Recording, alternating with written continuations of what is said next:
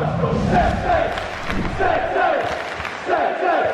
everyone, Jack here, TalkNorwichCity. Welcome back to another video. Hope you guys are all doing very well. Back for my Sunday reflection video.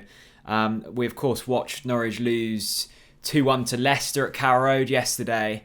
And I think it's always nice to come back the following day, having watched the highlights, read some columns, and just let the dust settle somewhat to really pick apart what we watched. A big thank you to OneFootball, as always, for sponsoring the preview and match review content on TalkNorwichCity this season. They're a wonderful app. You probably know all about it by now. The link to download it is in the description. It's got all of the latest news, statistics.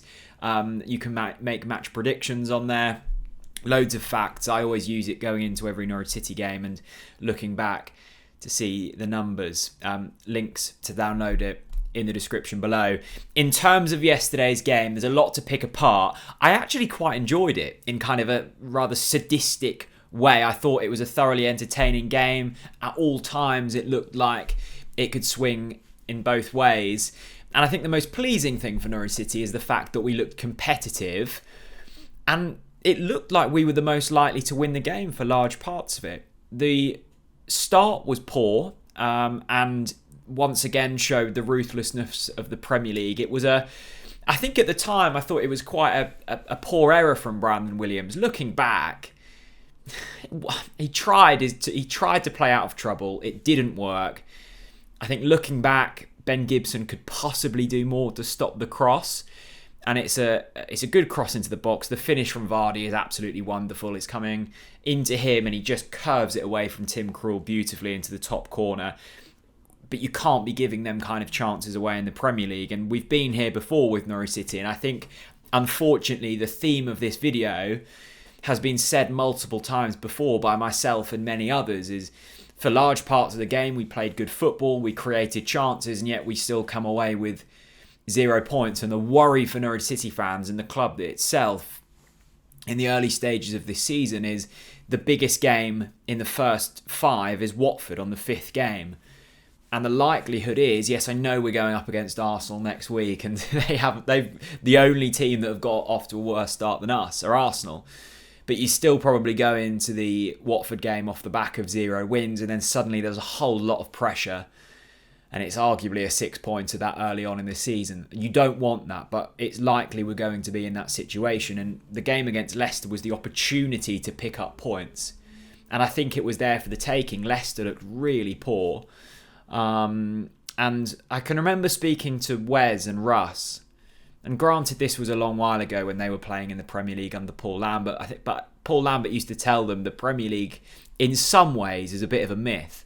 Yes, now you've got Liverpool, Man City, Chelsea, Man United, who are probably out of sight in terms of the financial power and the players that they have, but from there down, every game is a game where you can expect to possibly have the opportunity to pick up points. And I watched Leicester yesterday for 60, 70 minutes, and this isn't me being bitter at all. I really like Leicester, but I thought they were really poor. I thought defensively, and I know they've got a lot of injuries, and I'm sure they won't be this poor for the rest of the season. They're a club who will probably be in the top 6. I just watched them and I thought, we're kind of creating opportunities when we want. Did we take them? No. The first goal, as I say, sloppy defending, well taken by Vardy. Then we get ourselves back into it. At first glance, I didn't think it was a penalty. Having watched it back, it was a penalty. It was a nice driving run from Lys Malou and a brilliantly taken penalty from Teemu Pukki. Really glad to see Teemu get his goal. I thought he looked a little bit sharper yesterday. Still looks off the pace. There were a few occasions in the second half where he was played through off the shoulder, and I think 2018-19 Pukki, or 20, the last time 19-20 Pukki gets in and gets a shot on goal. He was 2 yards off the pace yesterday. Maybe it's just age creeping up with him. I still don't think he's fully fit. Personally, I would have started Josh Sargent, but Pukki got the goal. Well taken penalty. You're back in it. Second half, from 45 minutes to 70 minutes, I thought that was the stage for Norwich City to get their second goal of the game. There were a few good chances on the edge of the box for Todd Cantwell and Leymah Lou. Well worked down the left by Milo Rashica, who I thought had one of his best games in a Norwich shirt and is starting to show glimpses of why we've paid significant money for him. We didn't take the chance, and then we give another sloppy goal away. I mean, again, it was a great finish from Albrighton, and that shows the difference in qualities because we got the ball in them kind of areas yesterday and it wasn't taken. Albrighton scores, and I think this goal really highlights where Norwich City's weakness is at the moment, and it's this defensive midfielder position. Now, Gilmour has been playing there. It's clear to see he's not a defensive midfielder. He gets beaten far too easily. Brandon Williams is miles out of position. Albrighton picks up the ball across the goal. Nothing Tim Krul can do about it. Slight deflection. But throughout yesterday, there was a gaping hole where we should have had a central defensive midfielder. And we're trying to play with one. But unfortunately, we don't have a player that can fit in that role. Maybe Jakob Sorensen is the man. I've seen we've been linked with Matthias Norman. He could possibly fill that role, but we've got a couple of days left of this transfer window, and that is the position we have to fill because it's the defending areas, but also when we get the ball with our centre-backs, Ben Gibson and Hanley, they're just standing looking for someone to come deep to collect the ball. Now, it was Ollie Skip that did that last year. He'd come deep, collect the ball and drive forwards. I know it's a step up in division, but we just looked so clueless when we had the ball deep and we were just firing these pointless long balls forward, giving possession away, and you cannot do that in the Premier League. You have to keep the ball and you have to be clever with it. We didn't do that enough yesterday, both going forwards and trying to defend. I thought we looked that's where we looked a league apart compared to Leicester. But with all of that being said, we still had an opportunity to get back into the game. We thought we'd done it through Kenny McLean. It was a lovely corner. Terrible defending from Leicester. Brilliant header from McLean. 2-2. Until it gets disallowed. Now, at the time, I don't think I've ever seen a goal disallowed while I've been in the ground for an offside from a corner. Now, Todd Cantwell is offside. I think that's clear. What frustrates me slightly is Schmeichel's never getting to the ball. I don't think Cantwell's in the direct eye line of Schmeichel. Now, by the letter of the law, yes, it should have been disallowed. He was a couple of millimetres offside and he's kind of interfering with play. But you just think, this is football now, and it's really frustrating.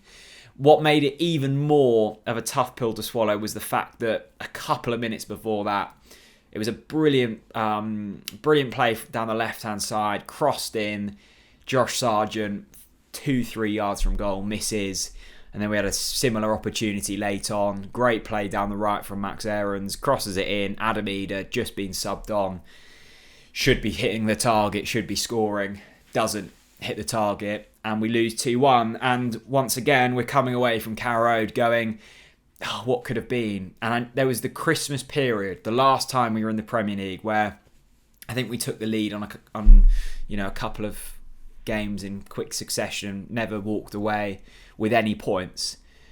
And unfortunately, if Norwich City continue in this fashion, it's going to be the same story for Norwich. I think we've got more quality this time around. We're still lacking players in key areas. I think we're still a centre-back light. We're definitely a central defensive midfielder light if we want to continue playing in this formation. I think it was pleasing that we created chances, and we created a fair few chances against one of the better teams in the division, but we still lost. And we cannot continue to do that. I think 19 of the 20 teams, us being the 20th, picks up a point against Leicester yesterday. I honestly do, including Brentford and including Watford, who came up with us. I just think we were naive, and that game slipped away from us when it really shouldn't have done, and that's what hurts. You can kind of, well, you're not okay with losing 5-0 to City and 3-0 to Liverpool, but you can kind of understand how it happens. The way in which we lost against Leicester feels hard to take. Doesn't help that we had a few decisions go against us. Having said that, and to be fair to Leicester, Vardy has a chance at 1-0 to Leicester Hanley comes in late. If Vardy goes down, it's a penalty. He stays on his feet. Tim Krul saves it. So these things even out throughout the season. What the frustrating thing is the manner in which we gave away the goals, and there were 2 very good opportunities that fell to Josh Sargent and Adam Eder late on that we didn't take. That's the frustrating thing. And Norwich can't keep doing that because we've been here before and we know how it ends. And we desperately want to survive in the Premier League this season. And we need to just become more streetwise and find some more quality. Otherwise, it's going to be the same old story, I'm afraid. But with all of that being said, I did enjoy the game. And I hope you all did too. That's my thoughts on Norwich 1, Leicester 2. I'd love to hear yours. Let me know down in the comment section down below. If you haven't got OneFootball, it's worth noting it's free. The links to that are in the description. Thank you very much for watching, and I'll see you all again very soon. Bye-bye.